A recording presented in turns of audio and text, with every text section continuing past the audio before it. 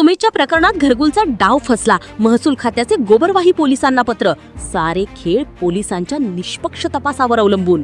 रविवार 24 मेच्या पहाटे 3 वाजेला ट्रॅक्टरखाली दबून मृत पावलेल्या चालकाचे प्रकरण आता नवीन वळण घेणार असल्याचे समजून येत आहे.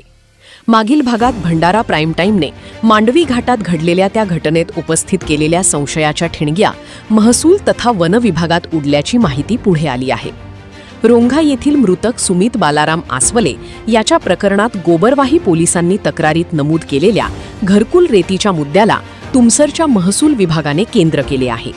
यावर पोलीस खात्याला परस्पर पत्रव्यवहार करून महसूल अधिकाऱ्याने त्या प्रकरणात आपली बाजू सेफ केल्याचे समजून येत आहे.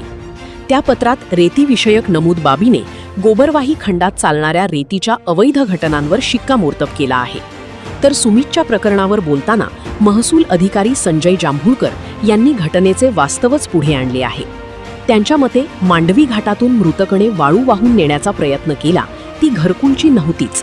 महसूल प्रशासनाने घरकुलकरिता प्रत्येक आठवड्यात गुरुवार शुक्रवार हे 2 दिवस निश्चित केले असून सकाळी 6 ते सायंकाळी 6 दरम्यानच वाळूची वाहतूक करण्याचे धोरण आहे. घटना रविवार दिवशी घडली आहे. त्यामुळे गोबरवाही पोलिसांना वरिष्ठांच्या सूचनेवरून पत्रव्यवहार केले आहे. इथे अधिकाऱ्यांचे वक्तव्य आणि चौकशीची दिशा यात मोठी तफावत दिसून येत आहे.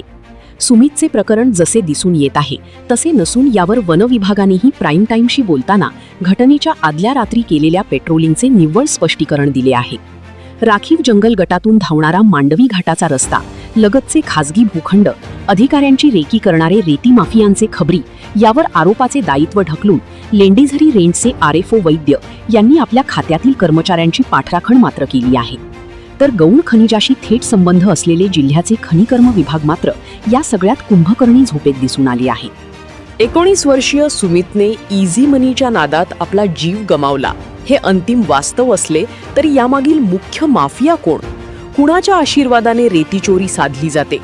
या गोरखधंद्यात आणखी किती सुमित आपले जीव गमावणार? आणि प्रशासनाची यावर भूमिका काय? यावर नक्की व्यक्त व्हा आणि पाहत रहा दी भंडारा प्राईम टाईम.